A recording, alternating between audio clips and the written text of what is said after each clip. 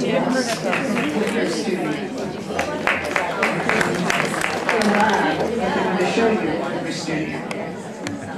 you, Wendy. Hello, everybody. I want to start by taking the liberty to send out a special message to a pal of the Sandbox Summit. And that's David Kleeman, who's not here with us today because his wife has been battling a very valiant battle against cancer, which tragically she's in the throes of losing. And so he's with her, and his daughters are there, and we want to send him our love and say, David, you're our best pal, and we'll try to be playful, but it won't be as easy as it would be if you were here with us.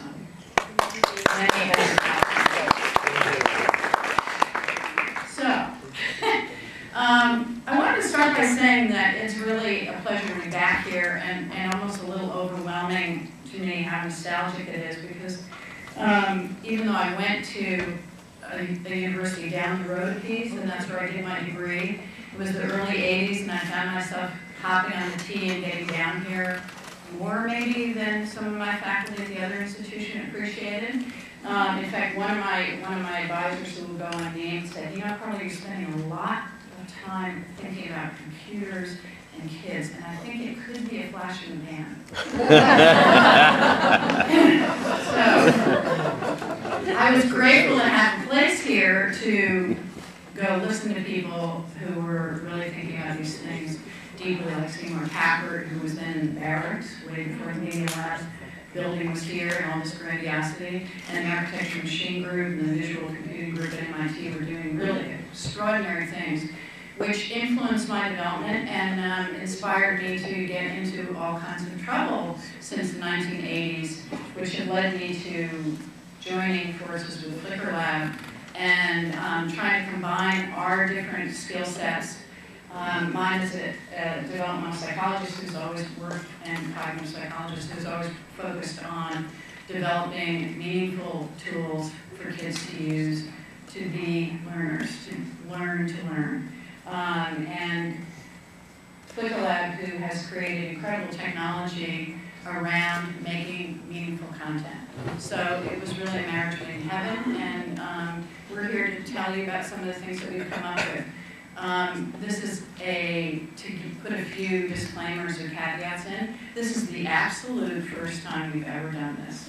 Besides late last night when we were here, and thank you, Vlad, for holding our hands through it as we plugged everything in. So it will be a live presentation. There will be glitches. There will be all kinds of funny moments that we'll cover up because it'll be live. And hang in there with us. This is Harold Moss, who's our creative director at FlickerLab. So FlickerLab, we're a 13-year-old animation and technology company. And we've produced thousands of hours of content for television, for web, for learning systems. We've done dozens of enhanced ebooks for the iPad and for the Note Color. And our mission in this has always been to inform and inspire as well as entertain. We've worked with documentary filmmakers like Michael Moore. We've created original series for Children's BBC, for Nickelodeon, The Hub. We've done a lot of work for major educational web destinations like Kids Health. In the process of doing this, we've developed a deep technology set to create content more easily, more quickly, and in many cases radically more cheaply. To give one example, we created a series called The Nelly Nut for Children's BBC. This was a daily half-hour animated show that was produced 5 days a week for 2 years running. So it was 2.5 hours of original animation every week using the technology, part of what we're going to see today, but another system that does live animation. And it was 95% cheaper than anything else that the network was producing. So this is really a fundamentally different way of thinking about how to produce. Yeah, so. And we wanted to, actually there was already one glitch because that was supposed to be this wonderful matrix as well. No, we have that. Right? Oh, okay. There's no engagement with the audience. Anyhow, we wanted to make these tools available to anyone who had a story to tell. But our heart sort of went to kids first and foremost, although anyone who wants to use this professionally and in professional context has and will continue to use this technology. But our interest in providing this to kids was that, as you've seen this morning, you've seen all these examples where kids are incredibly sophisticated with these tools. And we wanted to say, you know, this isn't a toy, this is a tool. This is really something that you can use to make meaningful content and tell your own stories. And as Alex said, I'd like to add the additional value and sort of mission of FlickerLab, which is that we hope that they'll tell stories that could even make a difference in the way we lead our lives.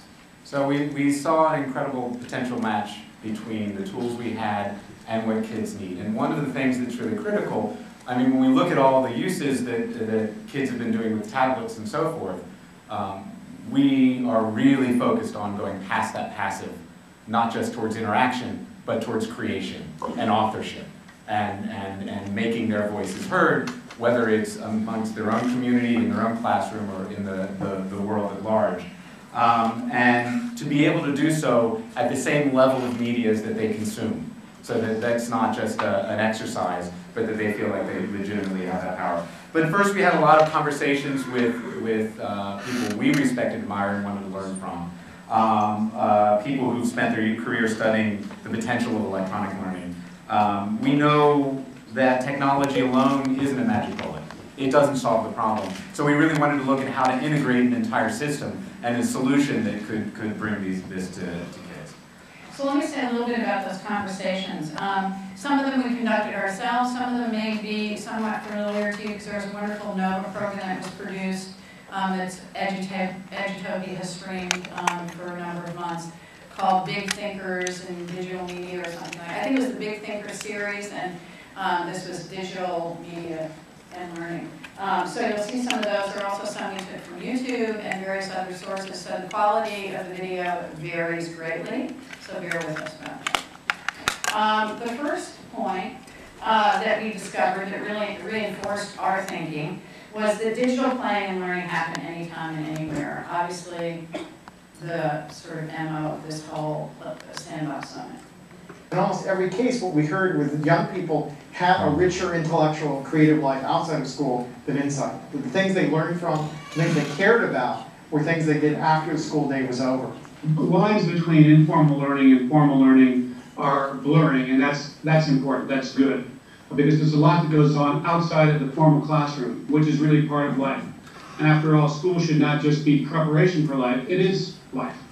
We find that there's a difference that in the way even 2- and 3-year-olds use video than 8- and 10-year-olds use video. 2- and 3-year-olds think that you can open up almost any screen with a horizontal swipe and start the program. And they think you can stop it and play with the character and maybe even play a game that wasn't part of the television part of this and have fun with the character. It's a new phenomena where we really have two school systems.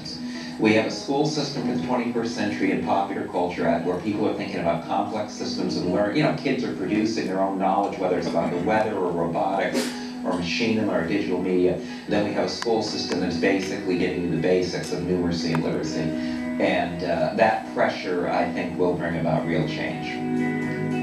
When we look at how kids are being positioned to engage, to tinker with, to explore, to represent themselves, to pursue their passions with these new media technology tools, and then we look at how disciplinary content of school is being positioned, we have a real disconnect, and we wonder why when kids leave school they run home, jump in these new media where they have agency, they have consequentiality, they have people taking up what they're doing, they have a legitimate role for using these.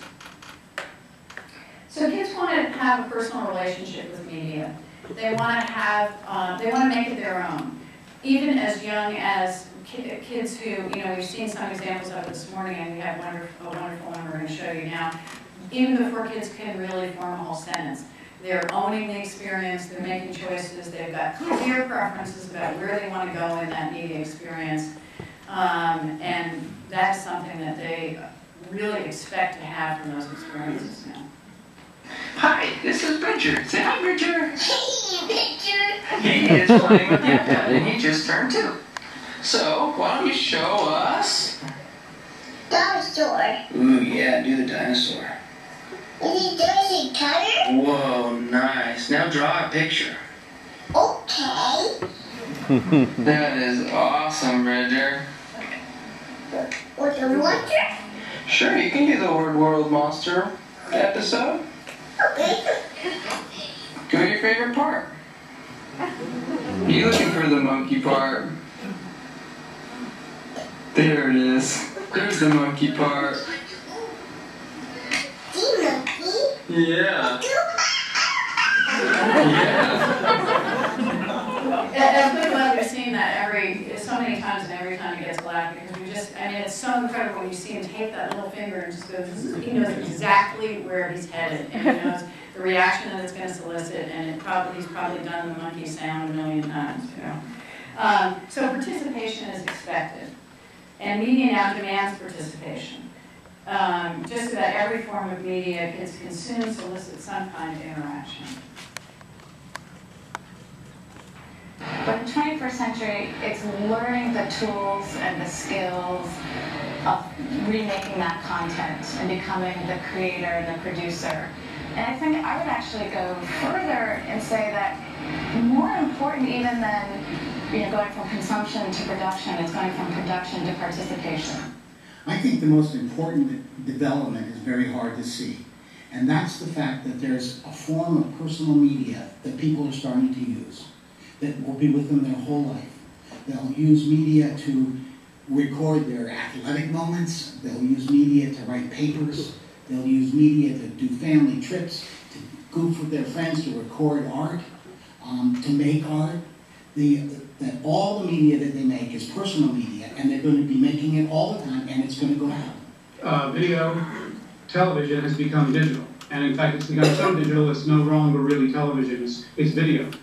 And increasingly, they're starting to play with it that in a way that means that they want to not just participate in it, they want to make it.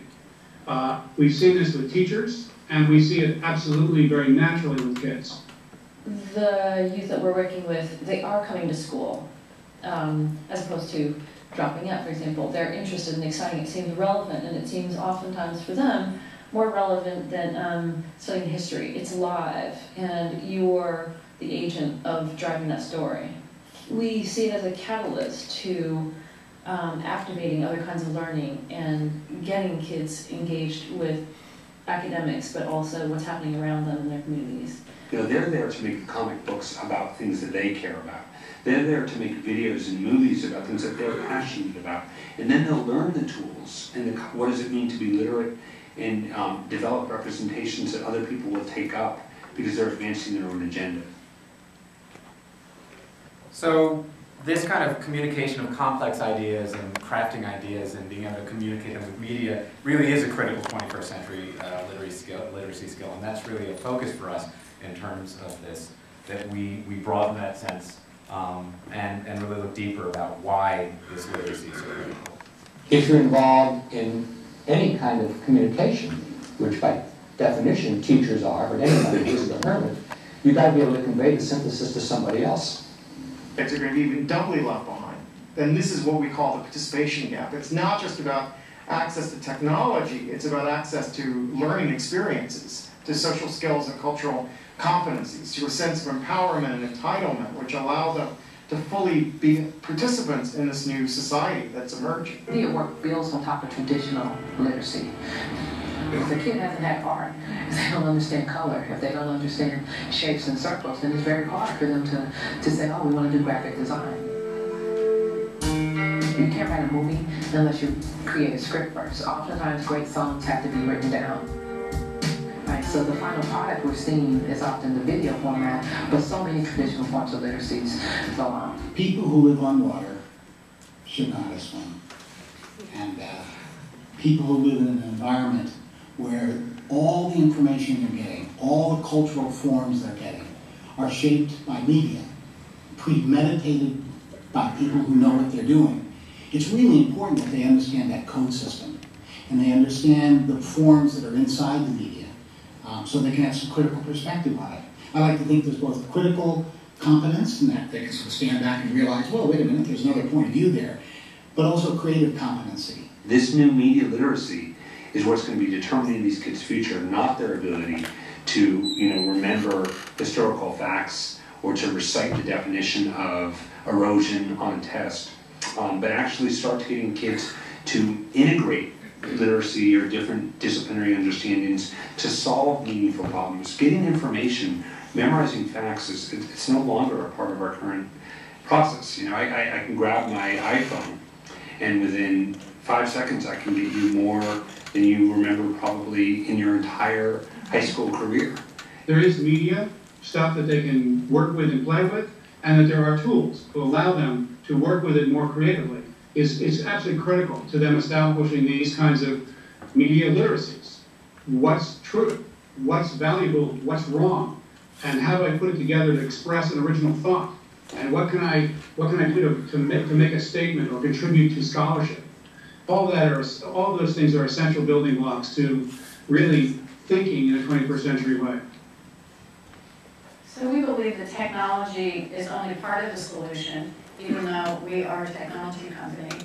At least part of our soul is a technology company, but we're using that to put those tools in kids' hands so that they can make meaningful content out of them. And I guess we believe that the more sophisticated media becomes, the more scaffolding kids will need to use those tools. So we've developed a curriculum around Flickr Studio called Flickr Smarts that is going to help them use those tools to develop those 21st century literacy skills that are so critical. But remember, I said before, it used to take 10 years to become a master. It now takes only 5. It's not because of steroids or brain transplants or genetic transposition. It's because of computers. Almost any kid that you look at and you say, oh wow, this is a great user of digital media, you can trace back. And there's a parent, there's a program, there's something that inspired them and developed them. I think it's really motivating to have something that looks great. That's why when you give learners a little teeny problem that you know is going to turn out great, just always seems to be charming, that's very powerful because you want to feel successful. So I want to be sure that we set up learners who are going to do performance or blogs or news or corporate things or board or education meetings. Give them some good experience so that they do something that looks great, feels great. It's like, because success breeds success really well. If you make a dazzling thing, it's the best. You're dazzling. You're kidding yourself if you think you can give somebody a wonderful tool set and wonderful stuff will willy-nilly come out. It doesn't work that way. You need to learn all the different parts of the tool set. I think this is part of a whole ecosystem. The tool by itself, you need great media. The media by itself, you need great tools.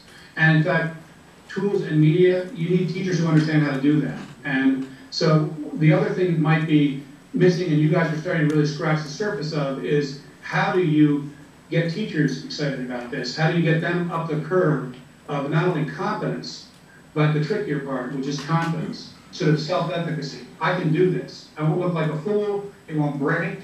I can try it. Kids have no problem, but teachers do. So on that point, it's probably clear to you by now how subversive we are and how our goal is really to allow kids to learn. And certainly, as Rob points out and as other people have this morning, kids are a little bit more facile at doing that with these tools, than some teachers are. So there's a big professional development side of our agenda as well to help teachers use the Flickr Smarts curriculum just as kids will to become better media makers and make more meaningful content out of it. So I want to talk a bit about what Flickr Studio is. For one thing, you may have noticed that's actually what we've been using to run the presentation, is an alpha version of the product. So all of the media, the serving, the graphics, and I'll show you some more of the features of it, has been what's moving up here. And there's something a little implicit, I think, for us in that as well as the explicit, although I'm now making it explicit, I suppose, which is that all of us need to be learning how to communicate using the full range of the media tools in our hands. And that's something that kids are doing natively. We want to give them these tools. But all of this is why, this is where we see developing this kind of tool set is really critical. So Flickr Studio is built on a technology that's been deployed. Thousands of hours of television have been produced, like I just been producing it here. And to give a sense of what it is, it's really took the place of many tens of thousands of dollars of studio equipment and often a large crew, where instead a television show is produced with a single person on a touch screen. Usually the person talking is not the person on the touch screen, so if there's a little less elegance in the switching, I take responsibility for that. In this case, we have Franklin from FlickerLab who's using the iPad to switch between the different cameras. Also was very instrumental in getting this all together and the presentation together. But it's a professional tool for making that kind of level of television. So what we're doing is bringing this professional tool across to still people making television, making online channels, but also making it available to students and shrinking the price down and seeing that process going. Right now, an entire studio would be based on an under $10,000 system, which is less than half of what a typical high-definition switcher. And then we have all these other features that are added in. And it'll also be part of an ecosystem of apps and tools where kids can use free tools to make use some of the same assets to make their pieces, but this is really the professional production in the middle of it. So the metaphor of this, and I should say right now, this is an alpha, maybe just switch to, yeah. The metaphor for this is everything is a button. The interface right now is an interface that was made for broadcast engineers. That's one of the major areas of our development, is creating an intuitive interface. But the idea of it, everything is a button. If we had set this up as our own TV studio, we could be controlling external hardware, like lights, robotic cameras, projectors, sound cues, and then internal things. So all of the video cues that I was playing, or title cards, and we can have a number of games that can be run in the system. So a lot of the TV shows were interactive. Kids were taking part in TV as it was made, and able to use their voice or a phone or any of the other things. And we have a whole, since we're in Massachusetts, this is really the case. So just being able to put any kind of interactivity into the system. We get bored sometimes. And we also use media to try and say things. And then another key, when I talked about the live animation system, is that we have live animated characters. Actually, I should sit over here and say live animated characters, and that's brought into the system. We're using, yes, a game controller, or in fact any kind of controller. It's just that we're Gen X's and such, so we're still using the game controller. So to be able to live control a character. So I'm able to just perform, and again, being able to have that scaffolding where kids can just sit down and start to make their own cartoons live at the same level as they're looking. So we're just bringing this kind of tool set into it. So I guess I should use a funny voice, because that's what I often do when I'm doing. Anyways, hey, it's good to be up at MIT here. I got to tell you, I'm feeling about 14 IQ points smarter than I was earlier today. I don't know, are they going to give me a degree up here? How much are they charging for these things these days? I don't know what I can afford. Anyway, so you can just start sitting down and making cartoons at your leisure. And the idea of the system is then to be able to go ever deeper and deeper and deeper to creating more control over it. But when we talk about that, some kids will code, some won't. Some kids are going to want to learn to build their own animated characters. Some of them are just going to want to sit down and play in making a report and making a news show and making any other media that they want to make. So now we've shown you a little bit about what it can do, and now we're going to put it through its paces for you. So one of the great things about it is that it can be used, obviously, to make an entire TV show. And one of our alpha tests of it is making a program called The Whistle, which is a sports program for kids. Yeah, The Whistle is a new cross-platform sports network for kids. And this is a show that's going to start on NBC Sports as a half-hour block in the fall. And this show is being produced with Flickr Studio. It's one of our alpha sites, one of our alpha relationships building this out. So this is a trailer of what that show is going to. What time is it? Sports Blast time. Every week, me and my co-host Cece That's me. hit the field running with the week's most amazing plays. And biggest blunders. Wow, that's gotta hurt. Oh, we should really ice that. Our kid reporters will be taking us to see the National Roller Derby Championships in Philadelphia. Got any skates in that super bag, Cece? Cece? Anton, I'm here at the top of the world to catch up with 13-year-old Jordan Romero, the youngest person to ever climb Mount Everest. Oxygen? That soccer mom can move. And I'm back. Later, we'll look at which 4 teams will dominate the NBA's newly reconfigured Eastern Conference. Head over to thewhistle.com to log your NBA power ranking and be part of the story. After Sports Blast, the Whistle heads over to Sports 2.0 Lab. What's cooking in the lab, Dr. B? We're going to experiment with your brain to see if breaking a sweat can really make you smarter and happier.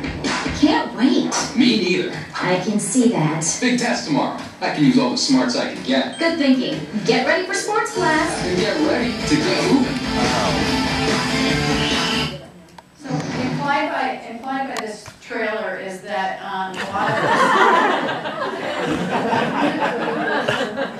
a lot of this can happen live. So we're going to turn this over now into continuing this sports program live for you. And here we are at the Gotham Girls Roller Derby Championship. Let's check out the bout between the Queens of Pain and the Wall Street Traders. And here we see these all-stars in the pack are making it very hard for the lead jammer to get ahead of the Queens of Pain to get through, but she does, and I tell you, man, she's a real fighter. Oh, what's he doing up there? See, all of our, the process we're of live spoiling our music. surprises, but that's okay, you didn't see it. But now we have a real surprise, which is that we have our head of business development is actually a Queen of Pain. And we have the opportunity to interview her about why the hell are you a derby girl? Oh my God, that was a good game. Hot Rod gave me that whip check, and I did the whip off of Bitch Cassidy. I came around and picked up that power jam and got 20 points, and we won! Wow. Well, I still need to learn more about roller derby, but now I know a lot more about how insane you are to do the sport, so that's... It's a great midlife crisis. Thank you, Seal.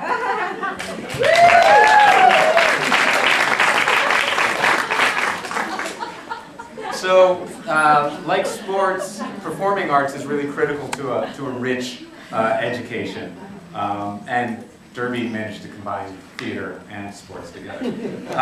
So Flicker Studio, we're also looking at a core function of designing to document and share these kinds of live events, to both build community amongst, so that people are sharing the performance that they're doing and more people can see that, but also to make these to teach kids that they're making professional level media themselves and performances. So they're not just documenting it, they're learning those 21st century skills.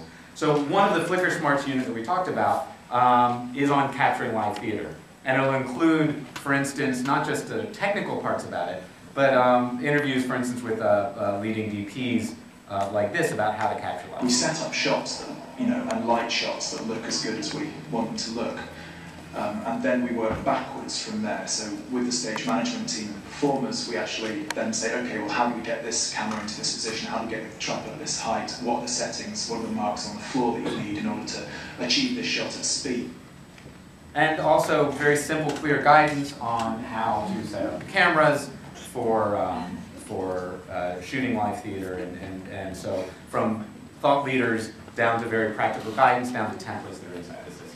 So we're going to Estrogon, your hat. do our own little piece of theater here. One of the ideas in the Flicker Smarts unit, since we don't have time to build a setup here, is to use type in order to be able to set the stage. We thought we'd start with something light. And to set the scene in place of that. What are you doing? Taking off my boot. Didn't that ever happen to you? Boots must be taken off every day. I'm tired of telling you that. Why don't you ever listen to me? Help me. Oh, help me. It hurts. Hurts? She wants to know if it hurts. No one ever suffers like you. You know? I don't count. I'd like to hear what you would have to say about what I have. It hurts? First, he wants to know if they're first. You know, I think this one might be a little too depressing. Yeah, I do too. And besides getting your lunchtime, and I can hear Tony's grumbling. So we are going to jump to something a little more lively that you probably performed yourselves in high school, a musical. It's also an opportunity to show off what unlimited amounts of graphic layers live can actually mean. And how insane you can get with them if you choose to. And apologies in advance for the singing. I am the very model of a modern Major General. I've information, vegetable and animal and mineral. I know the kings of England and the battles historical from Marathon to Waterloo, and on and on and on and on and on. Hypotenuse. Where's the hypotenuse? We're at MIT. Yeah, we got we had quadratical up there. So clearly beyond, I'm not sure where. Clearly beyond all sense of taste or reason, but the idea is that the tool should be transparent and shouldn't be the limit to what somebody wants to use. And this gives me a perfect opportunity to use my favorite quote from my favorite designer, who's actually from Cambridge, Tom Snyder, who many of you know and maybe has inspired some of your work, who said, who reminded us of one of the most robust findings in cognitive psychology, which is that when a fact has a place to go, it is memorable when you contextualize a fact. And so they have this wonderful quote, which is, if a fact has a place to go, no matter how fanciful, it will curl up like a child in pajamas and last a long time. So that's a perfect example of fanciful. Anyhow, this wacky demonstration shows, we hope, the clear application in more serious ways and more earnest ways, perhaps, in the classroom, for the whiteboard, for e-textbooks, and other, myriad learning devices, many of which you've seen already today. So earlier, we created a series called The Wildlife, using our live animation technology and using kids' tools. We talked about the app suite where kids could make their own cartoons using the same assets that we created to teach about climate change and the climate crisis. So this is a demonstration of us working to turn that into a classroom application using Flickr Studio. So here's some of the elements of a rich media introduction to the content. 350 parts per billion is what scientists and climate experts are saying is the most carbon dioxide we can safely have in our atmosphere. In other words, 350 bits of carbon dioxide for every million bits of other gases in the atmosphere. Why is that? When carbon dioxide gets in the upper atmosphere, it traps heat like the glass walls of a greenhouse. More carbon dioxide in the atmosphere means more heat trapped. So, as we see, CO2 is one of the main greenhouse gases. Anyone know any others? Farts? I think we should bring that up. Yeah, okay, well, excellent. Yeah, farts have methane. And while smaller in volume, it's much more powerful. Do we have any other guesses about what might contribute to? Well, I've got Morton on Skype from, I cut off our audience participation. Nitrogen. Yeah, good. Also. Excellent. Well, we've also got Morton on Skype from Copenhagen. Water. Water, exactly. Good point. So water is actually one of the main climate gases. But Morton also has produced his own climate cartoon to share with us on that. So And he's used the assets from the wildlife, which we used to make that little curriculum piece. Here's my climate cartoon, all about greenhouse gases. The Earth's atmosphere now has 390 parts per million carbon dioxide. We need to start figuring out how to reduce our emission of carbon dioxide and switch to clean sources of energy. And I lost my mic. E-textbooks, yeah, here we go. E-textbooks are also, clearly, we've been talking about that before already. And one of the challenges of creating e-textbooks, now on the iPad device, for instance, it's free. The software iBook Author is about as hard to use as Keynote, but it's creating a lot of the rich media content that goes into those. So this is an example where we, just looking at being able to use a system like Flickr Studio to be able to create rich media textbooks that incorporate, for instance, a live animated teacher. It could be very affordably produced and very easily by teachers, by students, or by publishers to be able to integrate this media. So in all of these ways, the capabilities of Flicker Studio point to one of its main distinguishing features, which is the liveness of it. Another of the exciting possibilities made forth by this new technology is the ability for kids, schools, or other organizations, people, to respond quickly to things that are happening in front of them. And there's an improvisational quality about the studio that's going to be amazing. It's creating a whole new way of telling stories. As a scientist, it's really thought-provoking because theoretically allows me to show something to whoever I want to show it to as soon as I want to show it to them. Because there's built in this idea of interactivity, so you can frame questions and then build in the responses, the real-time responses, and keep on building new kinds of responses, whether that's through an interview, ongoing interview, whether that you're pulling in Twitter feeds or social media, whether it's you're pulling in, you're exploring Google Maps real time, for example. Obviously, one of the huge powers of a globally interconnected, media-aware planet is that we find out what's going on literally across the globe almost immediately. When kids get involved in that, they have a sense of participating in history. They have a sense of being part of what's actually going on. That's very exciting. That taps into passion. And when you can tap into passion in an educational setting, you get learning at a totally different velocity. So we're going to try to give you an example of how kids might produce a breaking news show. Kids would probably do a much better job than we will, but anyhow, here we go.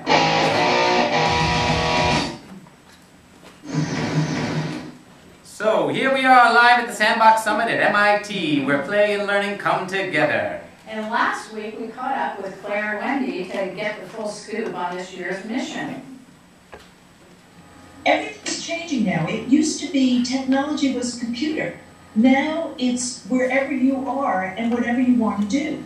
So this is the next big thing. How kids learn, how kids play, it's all at their fingertips. And that's why we made this our next mission. When Wendy and I first sit down and start to talk about the program, we look to see who in the world of children's media are doing things that are so cutting edge that we can't wait to see them. We want to give our audience a sneak peek into the future, behind the curtain, and see which wizards are pulling which rods and pushing which levers. Oh my goodness. Well, did you hear that? There's some wizards here. Wizards? Oh, that's exciting. But I think she meant the speakers. Well, I will say that one thing is I do think that it's time for a new metaphor, because playing the Sandbox has certainly taken on a new meaning since we were rodents. Little young rodents. When the toy chest is a toolbox and the playground is a stage. And every child gets to be a superstar by telling their own stories with the same tools. Even better as ones. Pros. Hey, I have an idea. You got an idea? I'm all ears. That was an arm.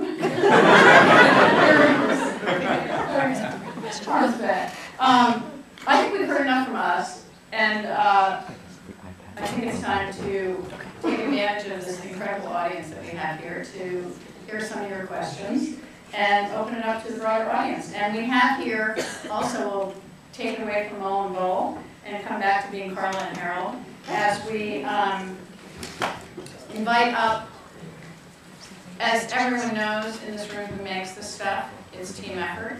And we have quite an amazing team, many of whom are here with us today. Our Chief Technology Officer, Tom Goodell, is here from Copenhagen. He's really our visionary behind all this stuff. And if it weren't for us saying, no, we want to make this into things that we want to sell and make available to kids, that would have been open source in Copenhagen a long time ago. So you can talk to him about what his real passion is here, which is to just give all this stuff away for free, which we might end up doing in the end, but anyhow, that's not the deal. And Tammy, where's Tammy? Where's Steele? She's probably still getting, oh, there she is. Steele Magnolia. Otherwise known as Tammy Walters, who's our Director of Business Development, and Franklin Zitter, who's the head of production. So we're all here, and just happy to answer any questions you might have. It was kind of a, yeah. Clearly have a very powerful tool set that you're putting in the hands of kids, and one of the questions I have actually relates to one of the quotes you had, which is about how context really brings meaning and provides a place for acts and activities and communications to reside. And I was wondering what component planning and context played in this in helping kids understand and think about what they're developing and the message they want to communicate before they approach the tools. well, I have long been involved in developing a kind of curriculum. In fact, it started here at MIT in the Visual Computing Group with a group there and a guy who was there at the time, Ben Davis, who some of you may know. We created a curriculum. We had an Annenberg CPB grant. We created an undergraduate curriculum on teaching visualization. Sort of why do you need to do it and how do you need to do it. And this is a way to bring that information to kids. So to answer your question about helping them figure out meaningful content and how to embed it and how to present, like I think it was Alex who said, you know, the most wonderful things when you see a kid explaining something that they really get to someone else, right? And so I think one of the most important things about Flickr Studios is embedded with sort of best practices and best examples. So there will be lots of case studies about, you know, there might be one, for example, on global warming where we show something like we showed you today about how to convey that really complicated concept about 350. How could you do that in a playful way, in a way that really presents all the facts, but also has the surround that helps you remember it? Does that answer your question? You were also talking about as the design process. Yeah, I mean, it does, what you're doing in terms of when you approach it, but before you even think about the message you want to communicate, how do you synthesize the different elements, you know, who your audience is, but before you talk about who your audience is, you have to know what your message is. And so I'm thinking about kids approaching it, and I'm a parent of 4 and was an educator for 8 years, and I think how important it was for them to have context and in our own experiences to pull from that to frame what it is that you want to bring forth. And so I wonder with young kids, especially when we're putting so many powerful tools and the ability to pull Twitter and pull this and pull that, to think about why they're pulling that and if that message is meaningful and how they all work together responsibly. Yeah, that's a good question. That's a really good question. I mean, you know, and I think it sort of gets to the core of why we're doing this is because we want them to develop those skills. And I think that the curriculum will help them. I think that some of the best practices that we show in there will help them. These kinds of interviews with people who are media makers, we believe will really help us as it's, you know, helped us in our careers develop our ability to make these things. I think, you know, showing them in a context where somebody is trying to teach you something is also another way to frame it. Like, are you telling a story, or are you presenting something that's documenting something? I mean, one of the things we're going to have in Flickr Studio is sort of different templates that allow you to create different kinds of genres of production. So one might be a documentary kind of situation. One might be a storytelling kind of situation. Obviously, they can break those molds. The whole point is we want them to break those molds. But we would have some examples about how that information is conveyed in that genre. There's somebody back here. So you showed a lot of technology and a lot of capabilities today, but it's, to me at least, a little confusing about how it's bundled up. Because you talked about a $10,000 kind of switcher on steroids workstation there, but you've also got kids creating content, things like that. Is this the kind of model where they're going to have to go into a store or location that's got this expensive technology and use it, or the components they can use at home to be low? It's going to be like an Avid model where there's software bundled with hardware. Yeah, I mean, the system itself is a professional level switching tool that would most likely be inside a learning environment, whether that's formal or informal. So for instance, some of the alpha sites that we're doing, there's a new middle school in Brownsville in New York where performance and journalism are both core to their curriculum. So the system there would be used to document performances, It would be used to do the morning announcements and stream it to the digital whiteboards that are in all of the classrooms, and it'd be used to be teaching journalism. I think that also goes to the point, some things are a little simpler for us to do the whole thing, like documenting a play, we can really up and run. But in the others, there needs to be a broader context. If you're doing the daily news, we can't, it's got to be integrated into where they're working with teachers and mentors in order to be making, because journalism is an ongoing ethical process. So in that case, it would be in there. So yes, the main system would be in an environment like that, and then we already have tools that are easy to use, animation tools that are downloadable for free, and that would be an ecosystem that could exist within. So the wildlife, when it was on TV, it ran in Denmark in the run-up to the Copenhagen Climate Summit. Kids could also download for free a piece of software, make their own cartoons, share them online. And so that's kind of the ecosystem that we see developing around this. I think you had your hand up. The question was basically asked. Oh, okay. Thank you. Anyone else? Okay, wait, don't leave it, everybody. Oh, he's back. Oh, you're back. Well, not have to be, but it was partially answered anyway. My question really is sort of, what do you see as possible future scenarios to how you package and productize this and get it into distribution? Do you see opportunities for creating kind of a lower level, you know, Photoshop-like version, as it were, at some point? Well, I mean, although we're in development on the tool, we have a distribution relationship in place, and it will be going out to all of the places where professionals get it and schools get it. So it's going to be, it would be available at that point in 700 different resellers and be available to those. In the short run, it's that same answer really, that some apps and software tools and online tools that go around it that make it more accessible. What we see, I think, long run, the trend is that the power of professional tools are coming down as the power of consumer hardware is coming up. To be able to do what we're doing now is not a light application. It's the way the TV studio runs. So I think that long run, we see these things coming together where these kind of apps become more powerful and where the availability of these things come down. But right now, in order to build a professional studio at that level, it still requires some of the hardware. We're still cutting in half the price of the most similar product, but that's the beginning of the process really over time. It's on the roadmap. Definitely on the roadmap.